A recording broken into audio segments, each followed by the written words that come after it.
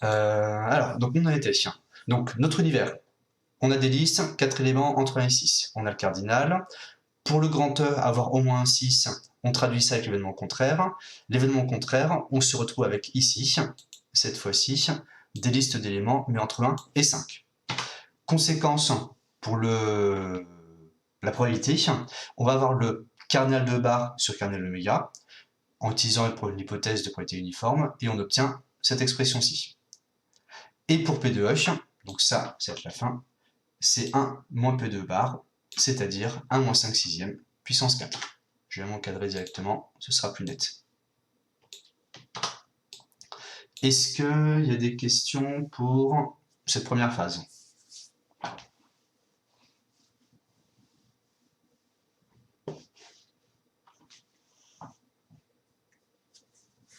Ok.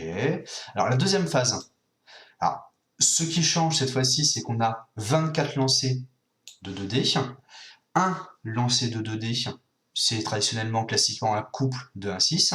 Donc ici, bah, faut pas avoir peur, hein, on obtient une liste de 24 couples de 1,6 au carré.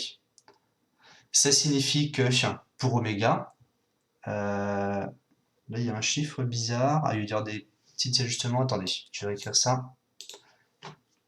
Donc pour oméga, on a 1,6 au carré exposant 24, donc 1,6 au carré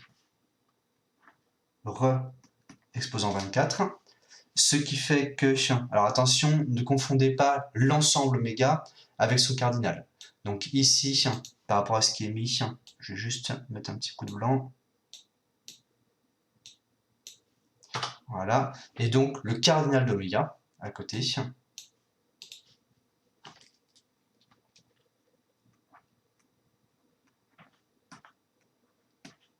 Ça va être 6 au carré, le tout, puissance 24, qui fait beaucoup. Ensuite, pour le E bar, exactement le principe, pour l'événement grand E, pardon, on traduit avoir au moins double 6, ce qui mène à l'événement E bar n'avoir aucun double 6 lorsqu'on fait les lancers. Et le cardinal de E bar, alors pareil, là c'est très bien, liste de 24 couples. Ah non, c'est pas comme ça qu'il faut le voir, j'avais pas vu cette petite phrase. Alors, la formule est bonne ici. Donc, c'est la liste de 24 couples. Alors, c'est pas le premier entre 1 et 6 et le deuxième entre 1 et 5. Parce que, attention, on pourrait imaginer que ce soit le premier qui soit entre 1 et 5 et le deuxième qui soit entre 1 et 6. Donc, on va tout simplement être un tout petit peu plus... pas flou, j'allais dire, mais être un tout petit peu plus... Voilà. Donc, liste de 24 couples de... Alors, donc c'était quoi déjà de 1,6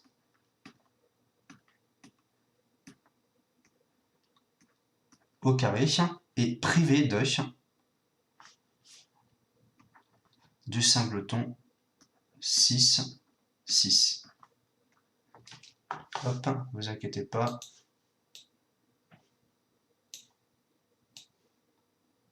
Je le déplace juste après. Voilà. Ce que justifie le 36-1, donc associé ici.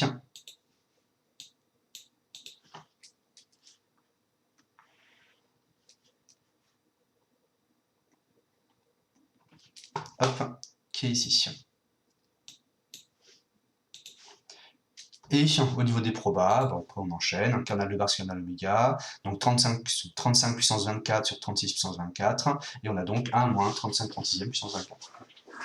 Est-ce qu'il y a des questions là-dessus?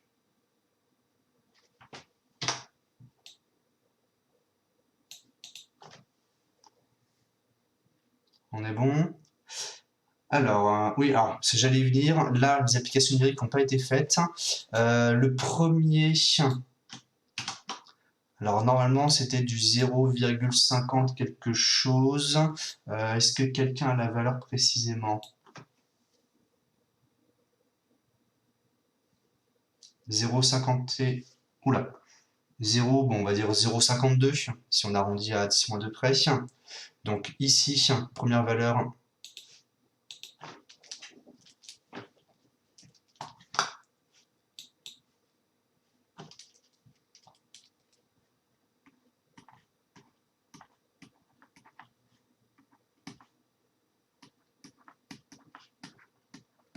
0,52 à 10 2 près. Donc on se retrouve bien effectivement avec un pari avantageux au sens où la probabilité est supérieure à 50%. Donc c'est en ce sens-là, j'imagine qu'il faut le comprendre. En revanche, pour le deuxième, c'était 0,49.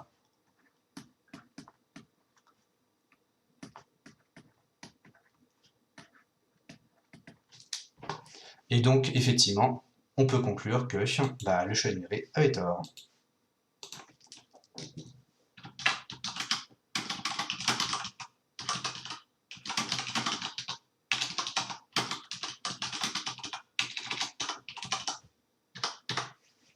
Hop là. Alors, le cardinal de E, on l'a comment? Alors, ici, si c'est pour la deuxième situation, donc a priori, on a 24 couples de 1,6, donc 24 couples de 1,6 au carré. Ensuite, pour le E bar, la seule chose qu'il faut repérer, c'est que sur les 24 couples, sur les 24 lancés, on ne veut pas qu'il y ait de double 6. Donc, au lieu de 1,6 au carré, on doit juste retirer le singleton 6,6, ce qui fait qu'on a 36 moins une possibilité, 35, et après 35 puissance 24, ça ne change pas. Donc ce truc-là, il faut le voir comme 35 puissance 24 sur 36 puissance 24. Est-ce que c'est à peu près bon? Ok. Alors, on enchaîne avec l'exercice 8. Alors pour l'exercice 8, il y a le petit a, comme ça vous permettra de rechercher le petit b après un petit coup pour demain. Alors pour cet exercice 8, donc le modèle, on avait, voilà, c'est récapitulé à peu près là, on avait une urne avec des boules 3 couleurs différentes, une boule noire, 5 boules blanches, 9 boules rouges. Et on s'interroge sur les probabilités de certains événements. Avec première situation, on fait des tirages simultanés de 3 boules. Alors pour tirage simultané de 3 boules, le moyen le plus simple, je pense, de modéliser ça, qui correspond à l'intuition, c'est, comme c'est marqué ici, de traduire ça par des combinaisons de 3 éléments parmi 15. Conséquence, le cardinal oméga, c'est 3 parmi 15, qui se calcule, qui fait 455. Ensuite, une fois qu'on a ça, le tirage tricolore, alors pardon, petite précision, ça n'a pas été mis là, mais bon, c'est presque sous-entendu. On suppose que les boules sont indistinguables au toucher, patati patata, équiprobabilité, probabilité uniforme. Donc à chaque fois, on veut calculer le cardinal de grand A, de grand B, de grand C, c'est-à-dire le nombre de cas favorables. Tirage tricolore. Alors il faut réfléchir à la manière de constituer un tirage tricolore. Il y a 3 étapes. Le choix de la boule noire, le choix de la boule blanche, le choix de la boule rouge. Et donc ici, tout simplement, c'était très bien dit, on tire une boule noire parmi une, ce qui mène au 1 parmi 1, une blanche parmi 5, donc 1 parmi 5, et une boule blanche parmi 9, ce qui mène aux coefficients binomiales 1 parmi 9. Et on divise par le nombre de cas total, et on obtient 1 fois 5 fois 9 sur 455, qui fait ce truc-là. Alors pourquoi combinaison? Alors, pour le grand oméga, les combinaisons, c'est parce qu'on veut, l'ordre ne rentre pas en compte, et on ne veut pas de répétition. Pour le grand A, c'est peut-être plus clair lorsqu'on réfléchit à le truc au grand B finalement. Alors vous pourriez vous dire juste, c'est une possibilité, 5 possibilités, 9 possibilités.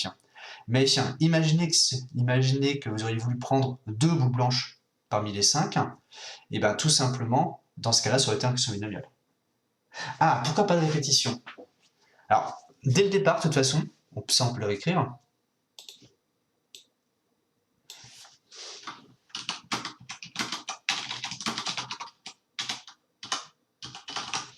À partir du moment où on parle de combinaison, ça veut dire qu'on n'a pas de répétition, pas d'ordre. Alors, ici, attention, lorsqu'on parle de combinaison de 3 éléments parmi 15, ici, on s'intéresse aux boules qu'on tire. Imaginez, pour t'en dire un peu comme au billard, vous avez des boules numérotées de 1 jusqu'à 15, et parmi ces boules, il y en a certaines qui sont noires, certaines qui sont blanches, certaines qui sont rouges. Et comme ça, c'est plus facile d'imaginer que oui, quand vous avez pioché 3 boules, bah, vous n'allez pas pouvoir piocher plusieurs fois la boule numéro 5. Est-ce que c'est à peu près bon? Ok. Où est-ce qu'on était? Donc, le grand A, ça marche comme ça. Le grand B. Alors, là, le principe a été bien vu. On va peut-être juste un tout petit peu plus formaliser cette histoire de 2 possibilités. Là, le grand B, on voulait avoir exactement une boule noire et au moins une boule rouge. Ça signifie que, par rapport à la situation donnée, on peut avoir une boule noire, une boule rouge et du coup une boule blanche ici, ou alors une boule noire et 2 boules rouges. Je vous conseille, c'est mieux, on peut se contenter de dire effectivement il y a 2 possibilités, soit machin, de manière un tout petit peu plus formelle. Notre événement grand B, c'est une réunion disjointe de 2 événements, on va écrire ça à côté.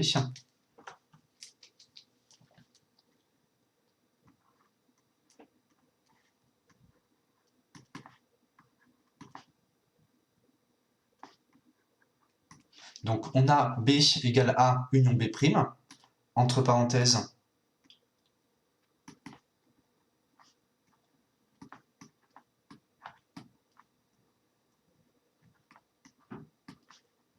réunion disjointe, avec B' qui serait l'événement. Donc on a dit quoi? Une boule noire et 2 boules rouges.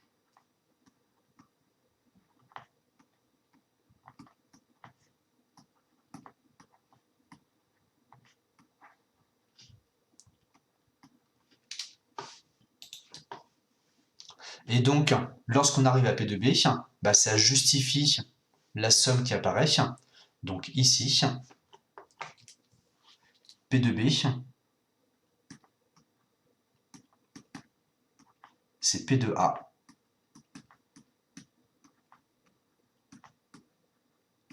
plus P de B'.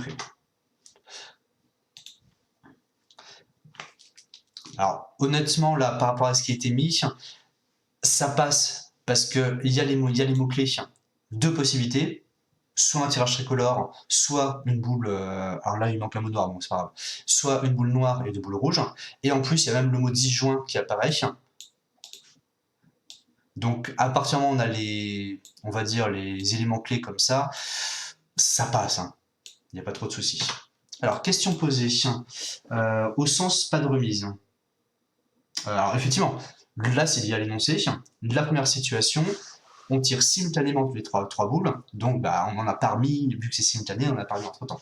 Tout à fait. Pourquoi 2 boules rouges? Alors, dans les couleurs possibles, on a du noir, du blanc, du rouge. Donc on a une noire, c'est obligé. Et ensuite, on a au moins une boule rouge. Donc sur 3 boules au total, si on a une noire et déjà au moins une rouge, bah, la seule possibilité pour la troisième, c'est elle est blanche, ou bien une deuxième boule rouge. Est-ce que c'est bon tout ça? Ok. Où est-ce qu'on en était? Donc au niveau du calcul, donc exactement comme précédemment, donc P de B', c'est une boule noire et 2 boules rouges. Et notez bien ici, le 2 boules rouges, 2 parmi 9, coefficient binomial. Et on se retrouve donc avec ceci. Jusqu'ici, donc j'ai répondu à des questions. Pour le grand C, donc là, encore une fois, le même principe. Alors, je ne vais pas remettre le blabla, mais on pourrait faire une décomplétion en événement disjoint. Le fait d'avoir 3 boules tirées de la même couleur, alors, on va dire qu'a priori, il y a 3 possibilités. A priori, il y a 3 possibilités, c'est 3 boules noires, 3 boules rouges, 3 boules blanches. Dans ce petit A, vu qu'il n'y a pas de remise, vu qu'il n'y a qu'une seule boule noire, bah effectivement, ça se résume à 2 possibilités, 3 boules rouges et 3 boules blanches. Mais j'insiste bien, dans le petit b, lorsque vous serez amené à le rechercher, là, vu qu'il y a des remises, on peut avoir 3 boules noires. Donc, il y a un truc en plus à prendre en compte. Et au niveau du calcul, 3 parmi 9 plus 3 parmi 5, divisé par 3 parmi 15, ça fait ça. Alors, au niveau des applications numériques, alors, Bon, le premier, il se fait à la main. Après, bah, ça se fait quasiment à la main aussi, hein. Hop, hop, est-ce que je peux rajouter ça dans la volée? Donc, par exemple, bah, si je vais faire directement le troisième, comme ça j'ai la place pour qu'il y ait en dessous. Et si on peut faire le troisième, on peut faire le deuxième. Si vous voulez calculer 3 parmi 9, si vous vous rappelez bien le principe, alors, pas avec les factoriels, on va avoir 9 fois 8 fois 7, le tout divisé par factoriel 3, tout simplement parce qu'on sait qu'il suffit d'écrire 3 facteurs à la suite. Donc, on va avoir, si on décompose en ce truc-là, hop, excusez-moi, on va avoir 3 fois 3 fois 4 fois 2 fois 7, le tout divisé par 3 fois 2, on raye ce qu'il faut, ce qui fait qu'on va rayer lui et lui, on va rayer lui et lui, et on se retrouve à faire une petite multiplication. Alors, il nous en manque combien? Donc, on a du 4 fois 3, 12, 12 fois 7, 70 plus 14, 84. Et puis après, bon voilà, vous faites les jeux de la manière, et vous pouvez donc écrire la fraction. Donc les applications numériques, même sans calculatrice, elles se font. Hein. Pareil pour 2 parmi 9, 9 fois 8 sur 2, 9 fois 4, etc. C'est gagné, quoi. Est-ce qu'il y a d'autres questions là-dessus? En DS, on va faire des applications numériques. Alors, typiquement, si c'est des petits nombres comme ça, oui, vous faites l'application numérique. S'il y a des valeurs particulières, un peu tarbiscotées, bah on vous les donnera. Mais moi, je vais être honnête avec vous, hein, ce qui m'intéresse le plus, ce qui intéressera le plus les correcteurs, ce sera le raisonnement, l'explication avec les éléments disjoints, les probabilités qu'on additionne, avoir les bonnes expressions. L'application numérique, ce sera des pouillèmes de points, hein, essentiellement. Hein. Et même de toute façon, j'aurais tendance à dire, en général, si vous êtes sur des vrais exercices, des vrais problèmes, vous aurez des paramètres, et donc vous ne pourrez pas faire des applications numériques. Vous aurez des petits P, des petits R, des trucs comme ça qui se promèneront, quoi. Est-ce qu'il y a d'autres choses là-dessus? Alors, exercice de probabilité conditionnelle. Donc, je vous affiche celui-ci. Alors, je remonte au début. Alors, sur celui-ci, alors au début, il y a pas mal de petites hésitations. Le principe. Donc, on a une personne qui... Ah, est-ce que vous pouvez expliquer comment on traite un... Non, pas maintenant, parce que je pense qu'on en reparlera demain. Mais d'ailleurs, au passage, je ne sais pas si je forcerai un trinôme, mais là-dessus, de toute façon, normalement, en fin de séance, on va refaire un petit peu d'exercice, mais on en reparlera demain. Alors, pour l'exercice de chien, donc on a une personne qui fait restaurant, cantine, restaurant, cantine, restaurant, cantine. Ici, on a des probas qui ont été récapitulés par ce petit schéma. Alors, je ne vais pas vérifier les valeurs, mais bon, je pense que les personnes ne se sont pas trompées. Donc, ce petit schéma, c'est pratique. Hein. N'hésitez pas à faire ce genre de truc, parce qu'effectivement, ça permet de, tout de suite pour vous à l'œil nu, de ne pas avoir à revenir sur l'énoncé et de tout lire là-dessus. Alors, bien sûr, il ne faut pas se tromper quand on copie. Donc, on voit des répartitions, cantine, restaurant, etc. Ici, alors j'ai laissé un grand blanc, vous allez voir juste après pourquoi. Parce que ça soit dans les deux versions que j'ai eues, bah, les personnes, elles balançaient directement le résultat. Là, pour moi, ça, c'est balancer le résultat. Non. Je vous ai bien dit, sur les probabilités, surtout quand au fur et à mesure ça va se compliquer, soyez bien clair sur ce que vous écrivez. Soyez bien précis sur ce que vous écrivez. On applique la formule de probabilité totale, vous me le dites. Vous avez besoin d'un système complet d'événements, vous me donnez lequel, vous me dites lequel. Sinon, là, tel quel, grosso modo, vous perdez les 2 tiers des points pour rien. Alors que ça se trouve, vous avez les bonnes idées. Donc, on vous demande, en probabilité, comme pour n'importe quel autre thème de mathématiques, de justifier précisément. Donc, ici,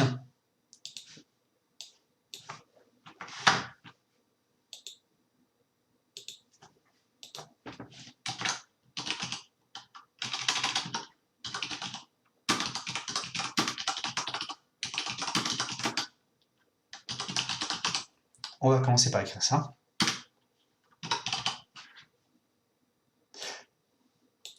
Donc vous devez justifier vos calculs. Ici, ça passe par quoi? Vous racontez un petit peu votre vie. Donc, tac.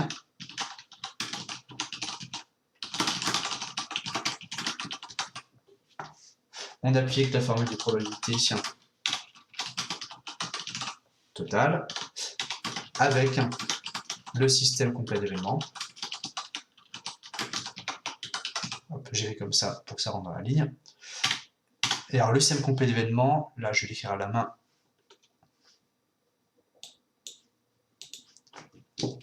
Et donc le système complet d'événements, c'est tout simplement, donc là il s'appelle EN ici.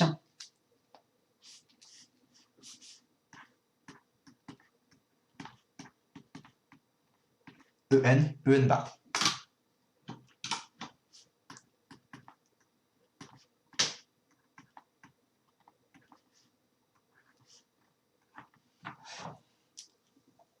Pour répéter conditions, il n'y a pas besoin de faire un modèle probable événement. Alors, non, parce que justement, les probabilités conditionnelles, c'est une autre approche. On ne fait pas de dénombrement. Les histoires de modèles et compagnie, c'est lorsqu'on veut dénombrer. C'est pour ça que ça faisait référence au chapitre dénombrement. Et ici, on contourne le dénombrement. Donc les deux approches sont complémentaires parce qu'en général, dans les probabilités conditionnelles, il y aura quand même des mini-dénombrements, enfin il y aura assez souvent des mini-dénombrements par-ci par-là, mais l'idée c'est de ne pas tout faire globalement à la main. Surtout que là, ce serait pas forcément simple. Axiome complément EN bar, et donc on écrit en toutes lettres la formule, littéralement. Donc ici, P de EN plus 1. On a deux sommes, enfin deux termes dans la somme pour chacun des éléments de ces compléments. Le K de EN va mener à P de EN fois probabilité, sachant EN d'avoir EN plus 1. Et, deuxième terme, P de EN bar fois probabilité, sachant EN bar d'avoir EN plus 1. Donc tout ça,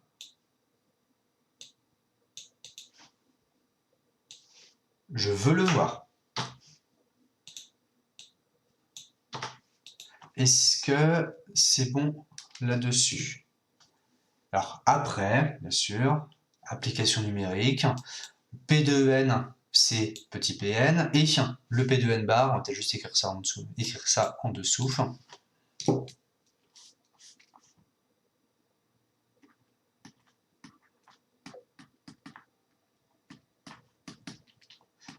Propriété complémentaire, c'est 1 moins P de N, c'est 1 moins petit pn. Donc on remplace le reste, P de N c'est petit pn, la probabilité de EN plus 1 sachant EN, c'est-à-dire qu'on reste au restaurant, donc c'est le 1 quart.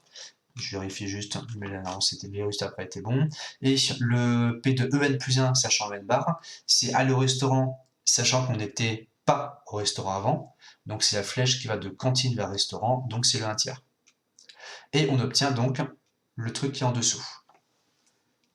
Est-ce qu'il y a des questions pour arriver à cette formule-là?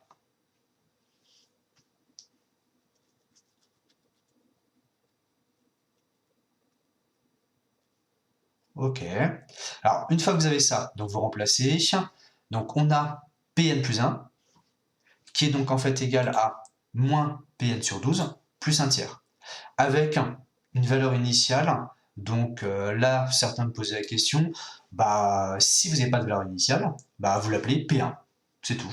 Donc ici, la probabilité de, alors c'est peut-être pas grand P1, c'est plutôt P de E1. Finalement, je vais écrire ça ici. C'est une valeur petite P1 bah, qui est fixée. Ensuite, suite à l'arithmétique géométrique, on refait la petite méthode vite fait. On commence par chercher le point fixe. Donc on résout L égale moins L sur 12 plus 1 tiers. On trouve L4 13e, pourquoi pas. Et alors là, attention, les deux versions que j'ai eues, il y a eu des petites erreurs maladresses, pas forcément du même ordre. Première maladresse que j'ai vue, c'est de commencer à 0. Alors effectivement, pour une suite, en général, on va commencer à 0. Sauf que là, dans le contexte, bah, on va plutôt avoir tendance à dire qu'on commence au jour 1. Donc, il faut adapter votre raisonnement. Ça signifie dans le calcul qu'on va avoir ce truc-là pour n. Alors là, le strict était abusif. Les personnes se sont un tout petit peu cassé la tête à mettre du n strictement plus grand que 1, puis après égal 1 à part. On peut tout à fait prendre n plus supérieur ou égal à 1, et même ici, dans cette écriture-ci précisément, c'est n supérieur ou égal à 0, ça marche très bien. Il n'y a aucune objection à prendre n égale 0 ici. Ensuite, on fait la petite méthode habituelle. On a Pn plus 1, pareil donc ici, n supérieur ou égal à 0. On a Pn plus 1. On a Pn plus 1 égale 1 tiers moins Pn sur 12. J'ai entendu un écho, c'était bizarre. Non, c'est bon. On a le petit L qui est égal à 1 tiers moins L sur 12. Et donc, on écrit en dessous Pn plus 1 moins L égale moins 1 deuxième de Pn moins L. On a donc une suite géométrique. Ce qui fait que, et c'est là où il faut faire attention, pour n supérieur ou égal à 1, Vn, attention, si on commence à V1,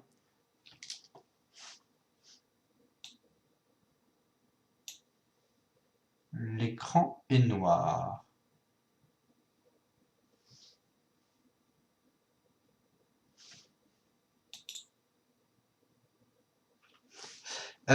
Donc, pour notre suite, donc attention, si on commence à l'indice 1, donc là je suis en train de rectifier ça, vous devez impérativement adapter, donc au niveau de l'exposant, au lieu de petit n, on va avoir du n moins 1.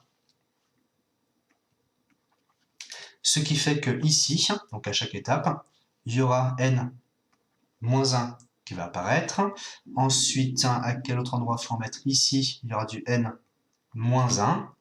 Et alors, par rapport à ce qu'on avait vu précédemment, le n dans une étoile, oui.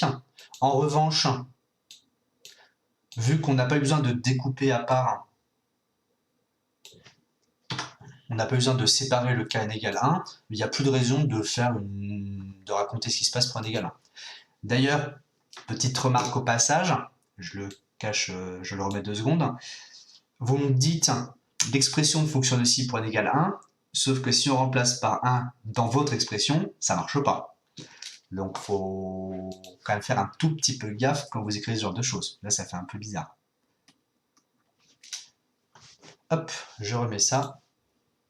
Et je remets ça aussi. Est-ce que... Alors, donc, pour la question initiale, on va quand même répondre. La limite, c'est 4/13. Et donc, petite remarque ici, on voit bien que le fait qu'il y ait un P1 à côté, bah, ça ne change rien. De toute manière, le terme est complètement absorbé. Ce qui est important, c'est ce qui compte à long terme, on va dire. Et donc, le cas initial ne change pas grand-chose ici. Mon stylo, tac, tac. Conclusion, Pn tend vers 4/13 lorsque n tend vers l'infini. Alors, pourquoi on met l'expression n-1? Bah, tout simplement parce que lorsque vous avez une suite géométrique, si vous commencez à l'indice 0, bah, pour passer à l'étape 1, bah, il y a eu un cran. En revanche, si vous commencez à l'étape 1, bah, il n'y a pas eu de cran pour passer à l'étape 1. Donc, faire attention à ce petit décalage. Ce qui compte, ce n'est pas le nombre de termes, c'est le nombre de transitions. Est-ce qu'il y a des questions là-dedans, enfin d'autres questions là-dessus?